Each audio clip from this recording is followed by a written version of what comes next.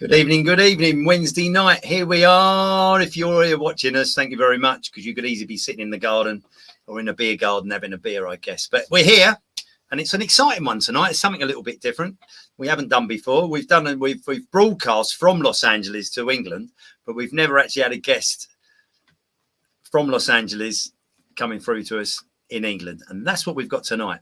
So without further ado, please, let's give a warm welcome to Stephen Allen Green, ladies and gentlemen, live from Hollywood. Here he is. Hello, everyone. Hi. How are you? Yeah, I'm all right, mate. How are you? No, I miss all that.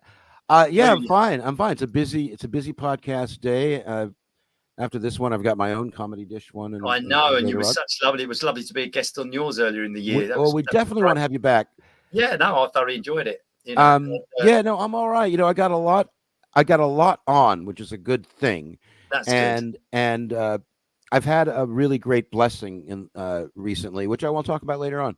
That's it. And of course, for those that don't know, me and Stephen met 2019, and I was visiting Los Angeles to do Los Angeles Comedy Festival, and I landed and went straight to the radio station that I unfortunately can't remember the name of now, and we KLOS. shared guests, weren't we, on there? What was it? KLOS.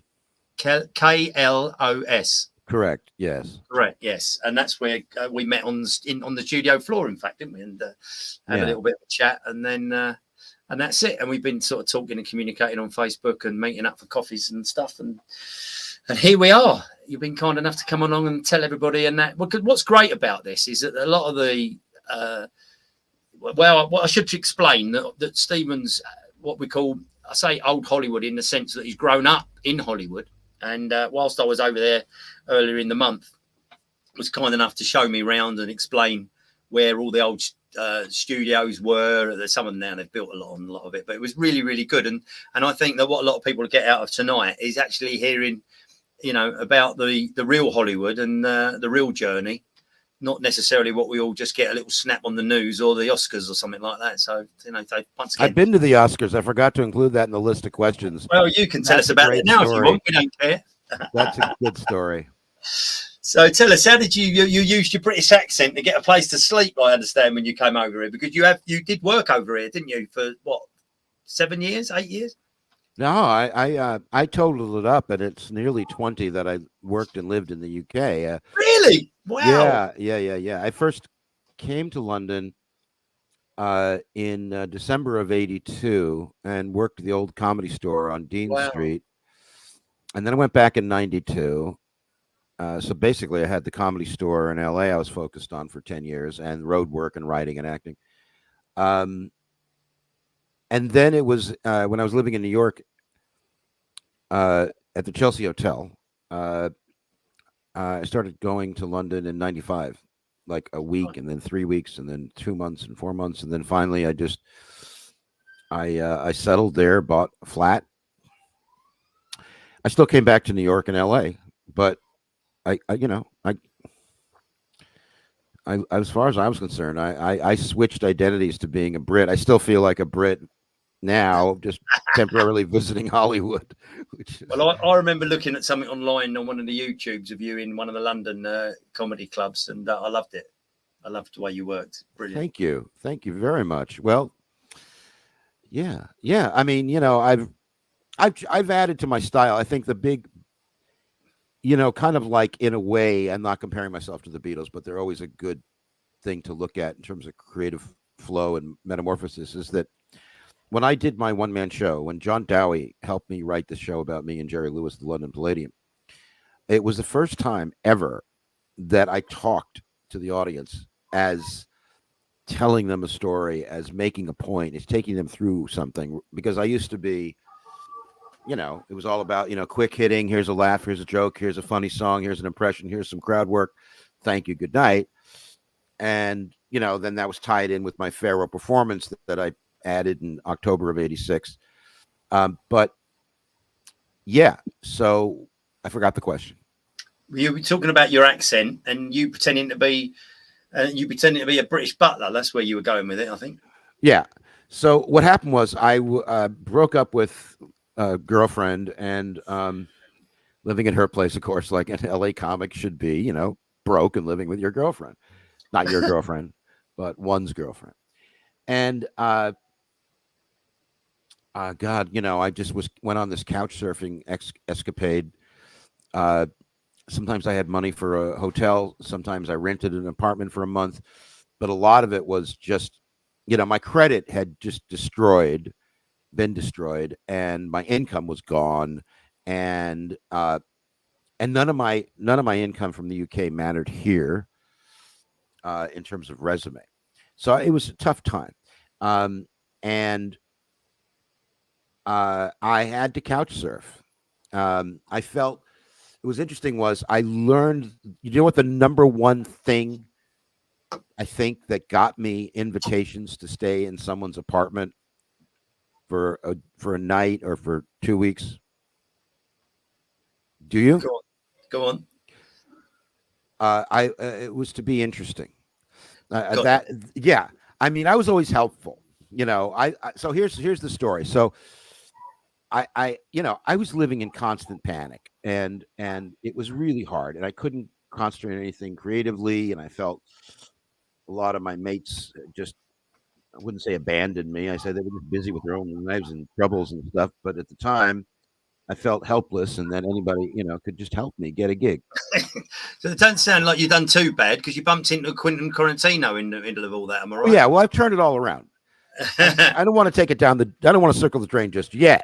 So anyway, I found myself in like about 8 years of couch surfing and different itinerant places to live.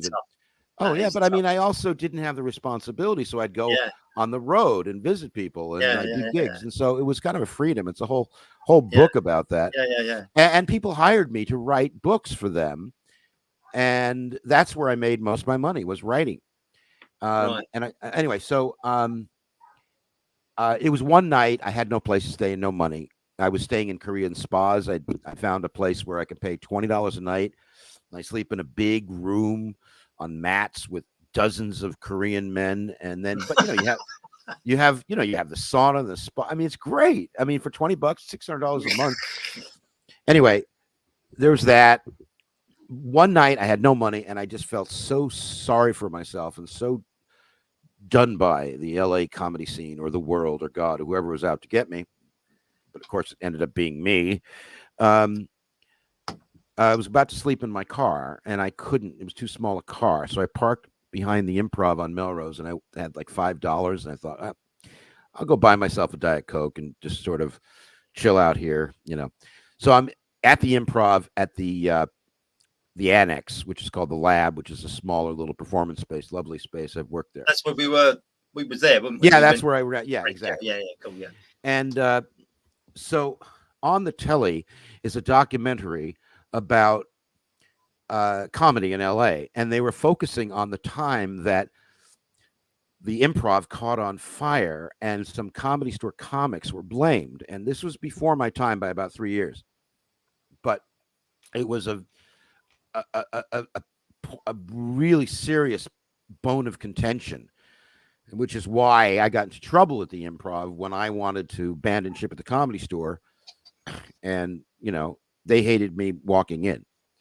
So anyway, so I go there, and there's this guy standing there, young guy, and he's talking out loud. He must be a little bit inebriated, and he's talking about, it was the Comedy Store comics that burned down the Improv, and I let him go on, and then because I didn't want to cause any trouble, I said to him, kind of out loud, I said, "Excuse me, are you referring to the Comedy Store in Leicester Square? Because I don't see it. I mean, that's 6,000 miles away. I don't really see how that could have a problem here." And he went, he came to me, and we started talking about comedy. And, he was fascinated. I was from London, and he would, so who's your favorite comedian?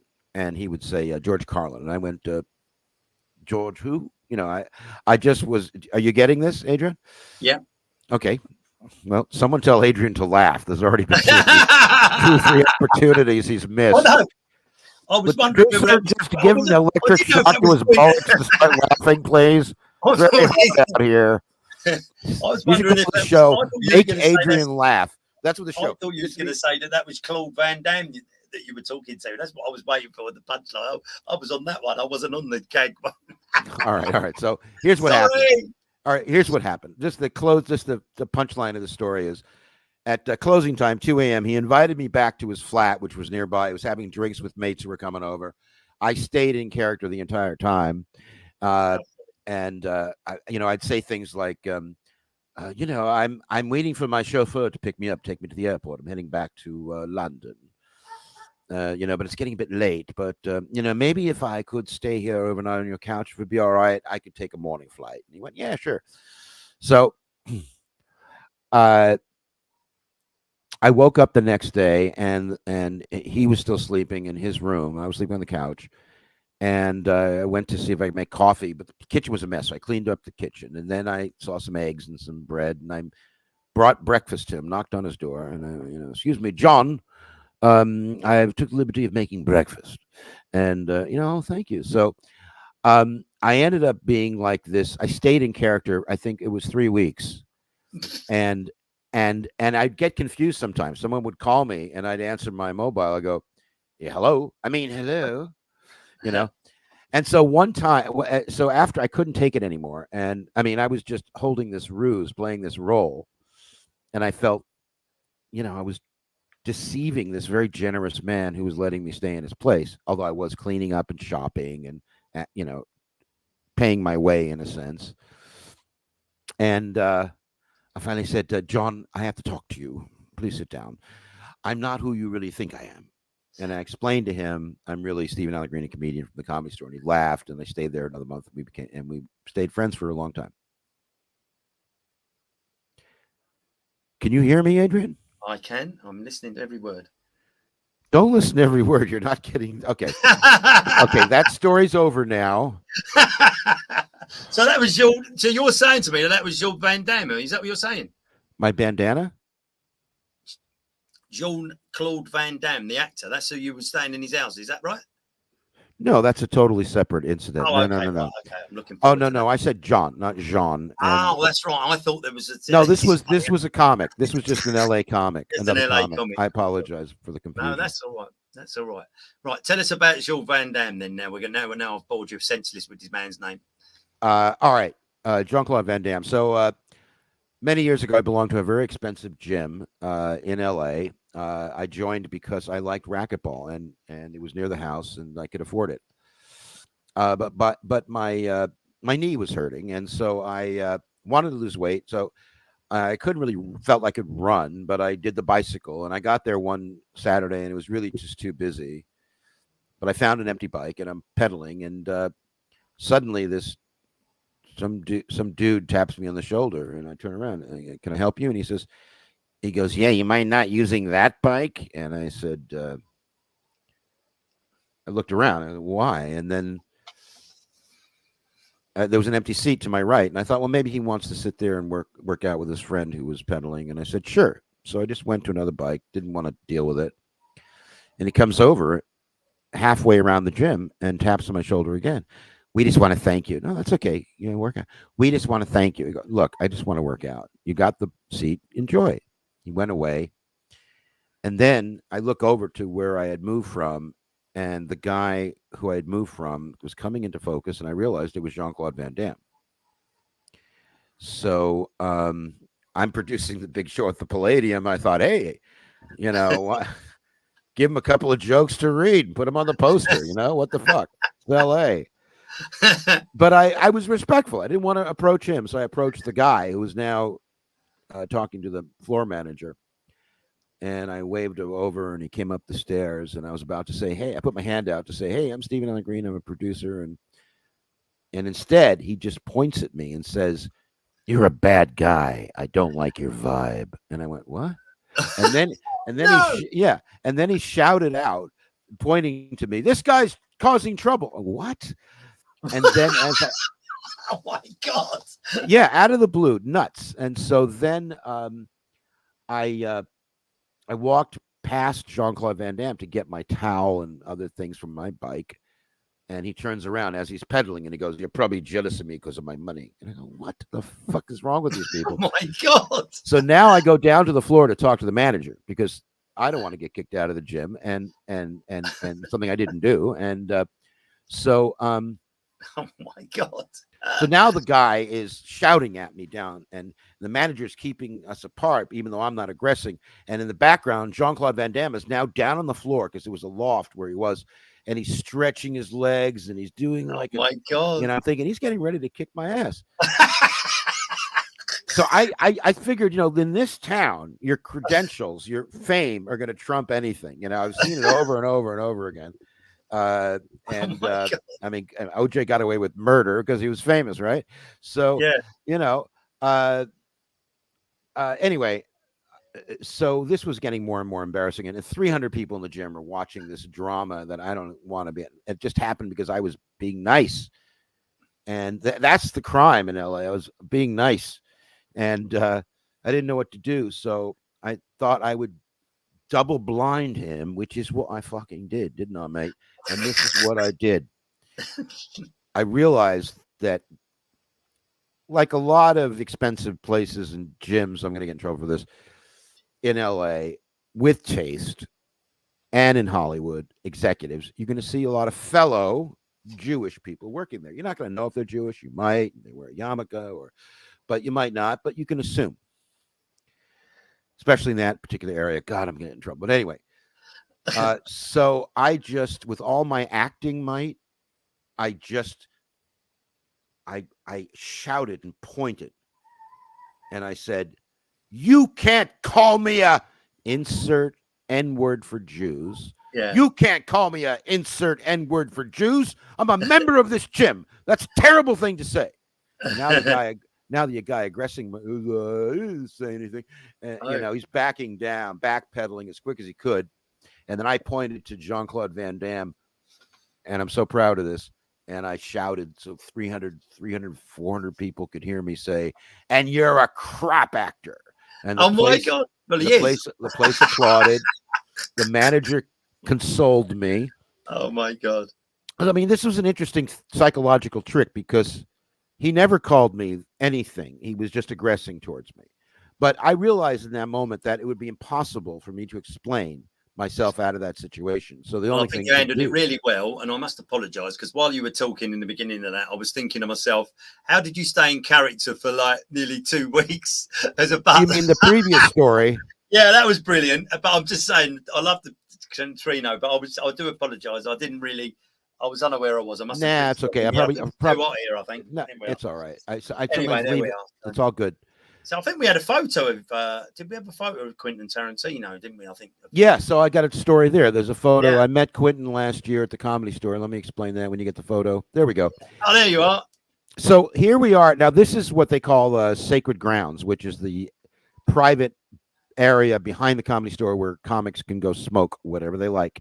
Right. And you have to be a paid regular, which I am, name on the wall, etc. to do that. This is where Joe Rogan was hanging out before he moved to Austin, and it's just a nice place to to sit down. And I do smoke tobacco and other things, and so I just I've met comics out there. It's a good place to meet people. Yeah.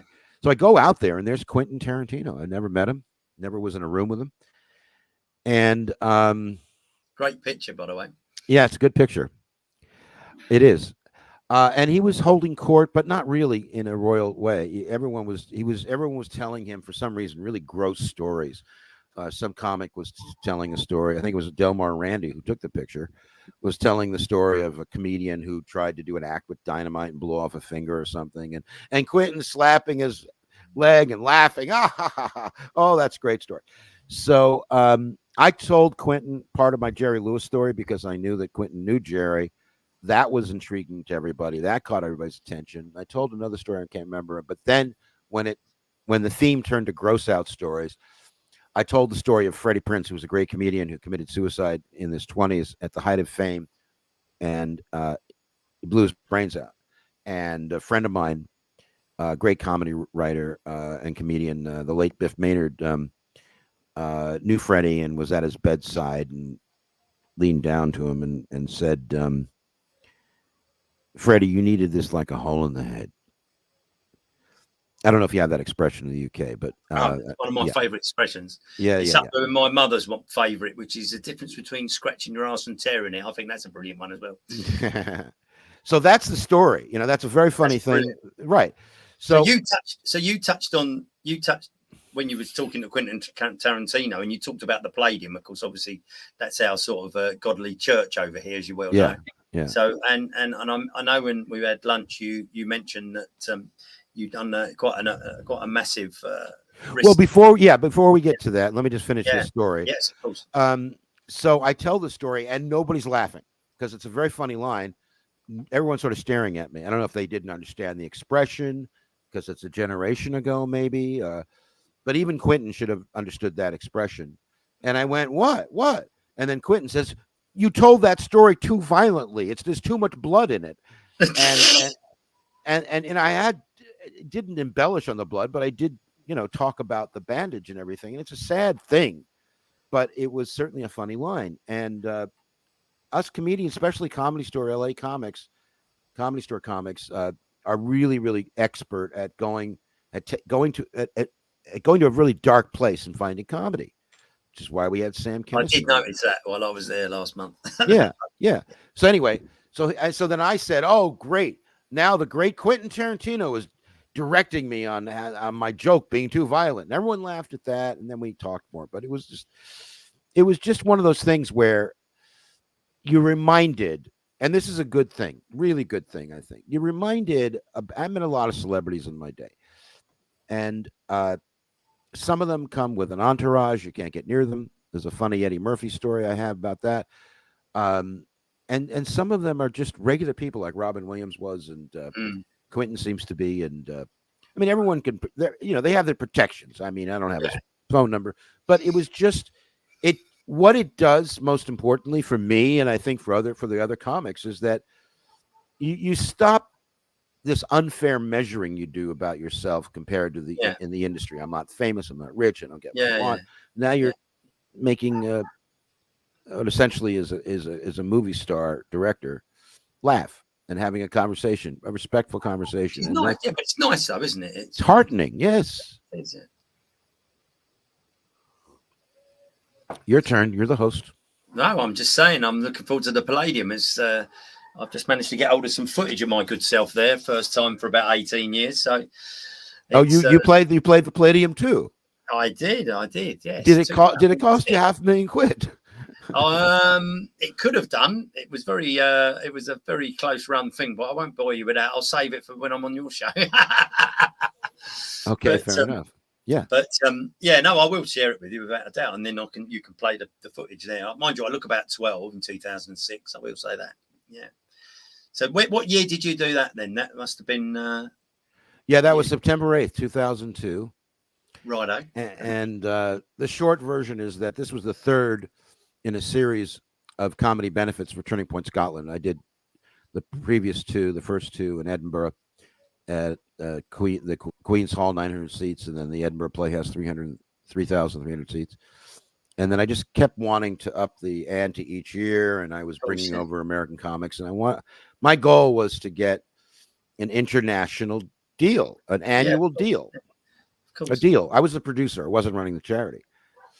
And anyway, so through I was trying to get. I was talking to Mike Myers because I was trying to reunite Mike Myers and Neil Malarkey, who I knew, who was on the First Time Laughter, and Roseanne was. Miles? Who's that? Excuse me. So Mike Myers, when he lived in England, was a comedy duo, double act, right, with a gentleman, very brilliant improviser at the Comedy Store, London, Neil Malarkey. They were Malarkey and Myers. Oh, and I knew Neil and had Neil on the First Time Laughter in Edinburgh. Right. Okay. And he was great. So I was, and I had met Mike a few times in LA, and actually he used to hang out at the coffee house I used to go to when I was working on a early screenplay. I'd run into him a lot, actually. Also, this Greek cafe in Hollywood in the 80s. Anyway, so Roseanne wanted to do it, but she kept changing her mind. And I actually met Spinal Tap and was talking to their manager and them. and I needed a star, and it's and finally, here's what perpetuated the whole thing is that when I came back to L.A. from London, I come back for a month, 6 weeks, maybe 2 months. I go to the Improv or the Comedy Store, another comedy club. Word got out I was producing this big show in London that was going to be done on television, and so comics would come up to me and they go, "Hey, man," and I'd talk to them and I'd say, "Yeah, well, send your tape to," and I'd give them the address, or maybe I would just collect them at this is pre-links. Yeah, of course. And send them to my producer in London, and I'd do the best we can to get them on the show. And I tried to produce a show. I think I succeeded with a perfect combination of creative unknowns, relative unknowns, including some mates of mine who had done HBO specials, but now had fallen between the cracks of old age.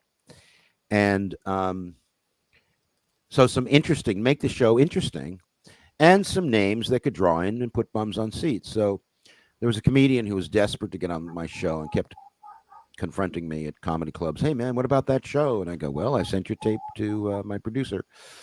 And then finally he comes up to me and he's all sweaty and he's like a zombie. And he goes, "Did I ever tell you that I'm friends with Jerry Lewis? I can get you Jerry Lewis on your show."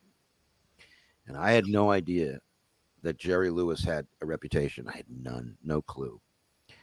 And the next thing I knew, I was down in his yacht, and he was, like my new best friend, but also, and he telling me about his life and really interesting stories, and about Marilyn Monroe and Peter Lawford and JFK, and and Dean Martin, of course, and so for the audience at home, let's just, because some people might not know who Jerry Lewis is. I do know who Jerry Lewis is, but he was at the height around the time of the Rat Pack. Am I right? Is that right? Yes, and ironically, the Rat Pack purposefully banned him, excluded him. Right. In fact, when the Rat Pack, which was Frank Sinatra, Joey Bishop, Sammy Davis Jr., Peter Lawford, and one more or two more guys, I'll look it up. When they visited JFK at the, Dean Martin, did you say Dean Martin? Yeah, Dean Martin, Jerry's ex-partner. Right. Yes, of course. When the Rat Pack were visiting JFK at the White House, and this is according to the great Sean Levy, the writer, Jerry snuck into the White House somehow and was in the next room listening in and all that. So, I mean, I started to deal with this very insecure but demanding personality, and he demanded a 36-piece orchestra, 8 people in his entourage, 5-star Dorchester hotel. Oh my God. It went on and on and on. Oh and my on God. and on. And I negotiate, I'm like on the phone with Peter Graham in London, whose father still alive, and still playing, played percussion in the Benny Hill Orchestra, and Peter had always had some, great jazz stuff done at downstairs at the King's Head, my home club. And so anyway, turns out I didn't need a 36-piece orchestra. I needed an 18-piece. Secondly, I didn't have to fly Jerry Lewis's conductor over. Each person cost around $17,000, and this is 22 years ago. So that was airfare and hotel, and maybe, I don't think I did stipends, but maybe transportation for some people. I found Gareth Valentine, who was the orchestra leader when Jerry did Damn Yankees in the West End. I got him for $1,000. I don't want to, sorry, Gareth, but I mean, a reasonable price. One night, go down to the West End, pick up the stick, and move it around a bit, mate. Click your $1,000 and get the fuck off. Fuck off. It was $1,000. So great guy, really nice guy. But there were conditions. Jerry was going to do press conferences. He backed out. He pulled out of the show several times. I had to threaten him with a fake press conference in London that I was going to go on, and the world was paying attention. The entertainment world was. Oh my God! What a living nightmare. Well, there you go, folks. You see, show business is Listen, It's spiteful, isn't it, in some places? listen, Adrian, listen. I've taken me a long time, a lot of therapy, a lot of crying, uh, and a lot of laughing to realize that, I stepped into this whole thing consciously. I wasn't Yeah. a victim, a bit of a victim of a con in a way, maybe, but I don't think he knew what he was doing. And it was kind of, you know what it is? You remember the movie The Exorcist? Yeah. There's one very, very short, it's not even a scene. It's a flash, maybe two or three frames, maybe one frame, when Father Karras, who's not the Jean, not the Exorcist, but the younger guy, Yeah. played by Jason Thingy, great Yeah. actor, Yeah. is in the room looking at Reagan, the girl who's possessed, Yeah. and it flashes, and she's like ugly and possessed, and then for a second, his mother, his own dead mother, is there instead. Yeah. And that is to fuck with his head. The devil was fucking with his head. That's what I dealt with Jerry. Was that he would cry. He was 76. Tell us, did he come? Did he turn up? Did the show? Yes happen? and no. He shows up. Didn't bring his orchestra music, sheet music. No. That orchestra for rehearsal and performance shows up. Cost me £25,000 in 2002. Yells at me when I ask him for the music, and he goes, "I'll give you a show." Locks himself in the dressing room with my wife, who was co-producing, and telling her what about your husband has a lot of aggression. They go, what are you talking about? Only when I'm being pushed, I have aggression to defend my world. Yes. And then when he, and there's so many other permutations. Daniel Kitson, brilliant, famous line, comes out and he says, "It's always been a dream of mine to play a third full Palladium to people who are here to see a dying man." Did you hear that, Adrian? You look like you're asleep. I am. I'm just. You are asleep. I'm not. I'm just speaking to the producer and asking him to delete something on the top, as he can probably hear me now anyway. So that'll save me texting it. So that's fine. Yes. Anyway, so the punchline is, I finally get word that Jerry won't come out of the dressing room until I leave the theater. So I hide in the wings. He comes out, sees himself on this big giant video screen of him, young and famous, looks out at the half full audience and collapses and falls right over. So I had to go out on stage, and it made international news and announced that Jerry was taken to hospital. Oh, he was taken to hospital for real? Yeah. That's unbelievable, isn't it? Mm-hmm. Jesus Christ. So there we go. So that's mad. I thought I had a challenge with my one. It was I was standing having arguments between Sir Andrew Lloyd Webber's management and the artist that I was working with's management. One wanted to take the money for the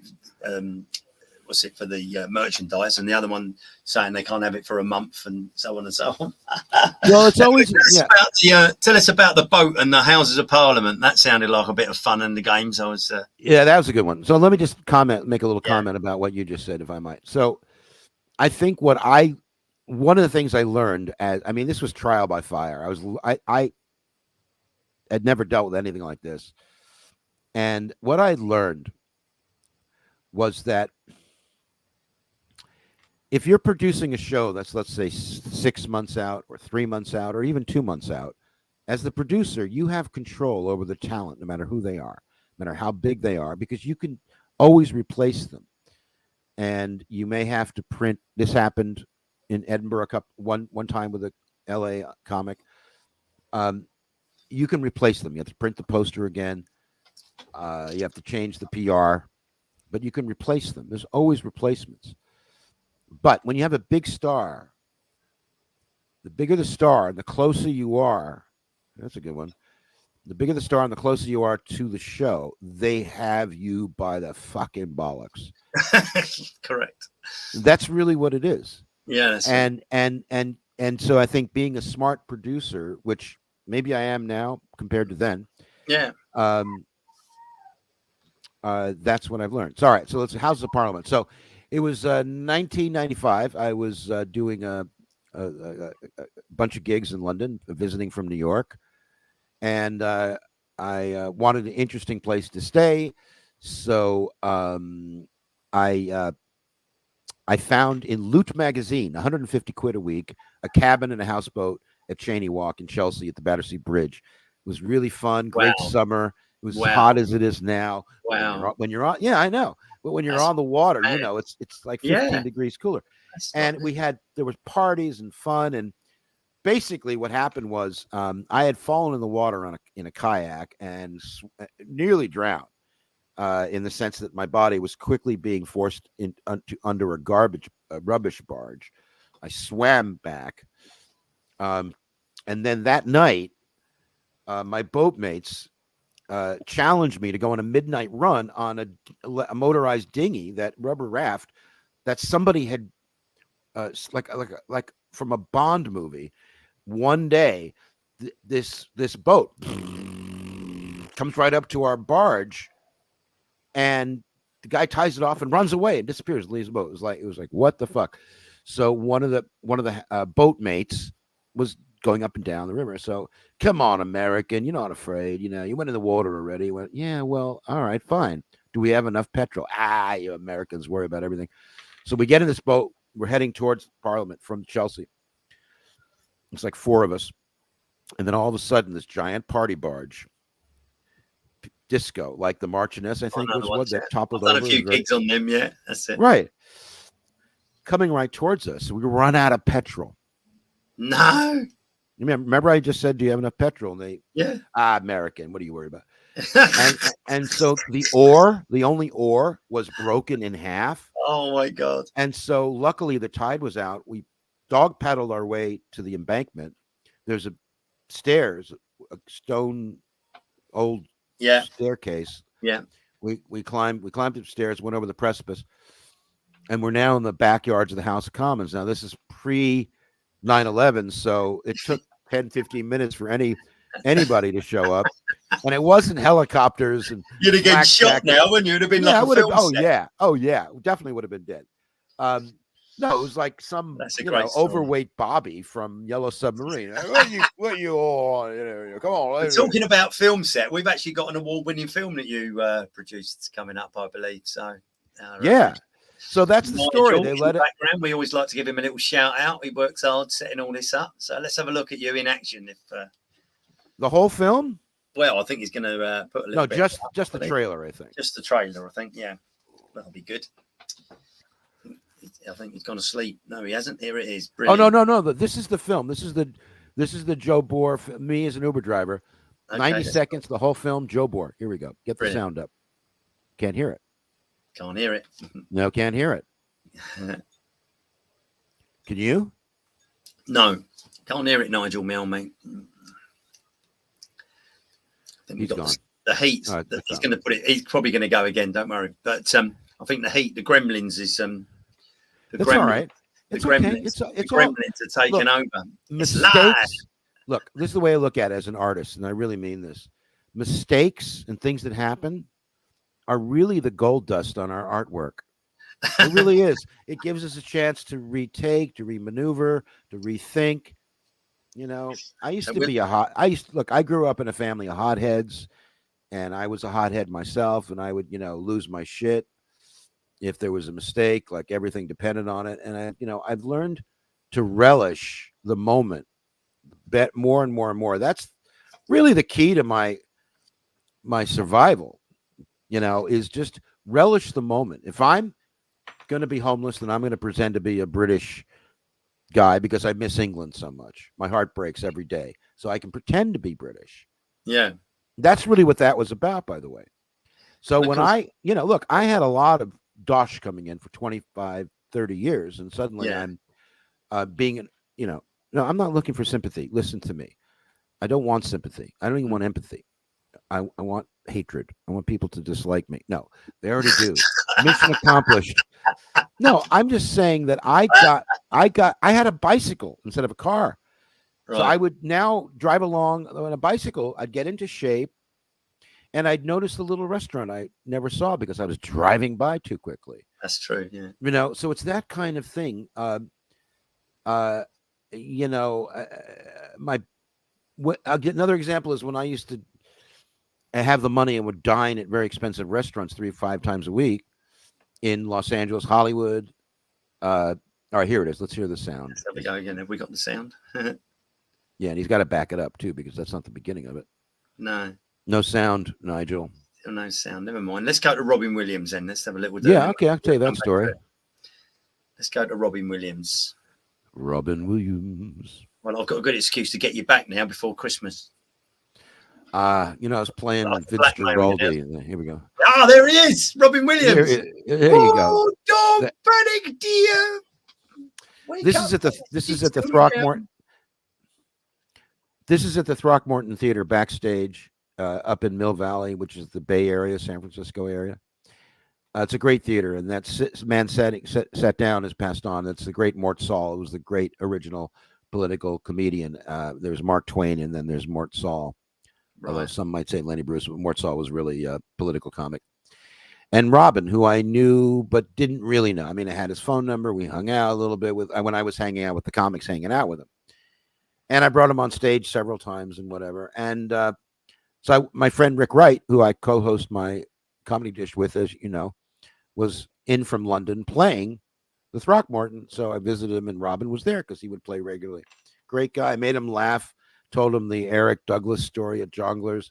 He fell over. And Robin would always remember people. He remembered me when he'd come into the Comedy Store, and see me, and he'd go, "Hey, how you doing?" It's like, wow.